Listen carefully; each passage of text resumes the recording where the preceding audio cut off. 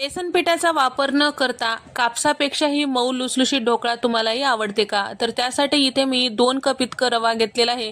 अर्धा कप आंबट नसलेलं दही, 1 कप पाणी टाकून सगळं छान व्यवस्थित गुठळ्या राहू न देता मिक्स करून 10 मिनिटं झाकून ठेवायचं आहे. ज्या ताटात आपल्याला ढोकळा बनवायचा आहे त्याला तेल लावून घ्यायचं आहे आणि ज्यात वाफवून घ्यायचं आहे आपल्याला ते पाणी उकळायला ठेवायचं आहे. तयार करून घेतलेलं पीठ मिक्सरच्या भांड्यामध्ये टाकलेलं आहे. अर्धा कप पाणी टाकून घेतले, चमचाभर साखर, 3 चमचे तेल आणि अर्धा चमचा आल्याचा खीस, 1 चमचा ठेचा, चवीपुरतं मीठ टाकून मिक्सरला फिरवून घेतलेले आहे. 1 किलो पाऊच यामध्ये टाकून सगळं छान व्यवस्थित मिक्स केलेलं आहे. ताटामध्ये टाकून वरतून काळे मिरे पूड, लाल मिरची पावडर टाकून घेतलेले आहे. पाण्याला उकळी आले आहेत आणि आता हे ढोकळ्याचं ताट ठेवून 20 मिनिटं कमी गॅसवर वाफवून घ्यायचं आहे.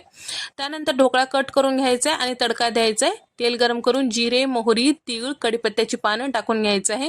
गरम तडका ढोकळ्यावर टाकून घ्यायचं. इथे ढोकळा तयार झाला. व्हिडिओ आवडल्यास लाईक करा, शेअर करा, सबस्क्राईब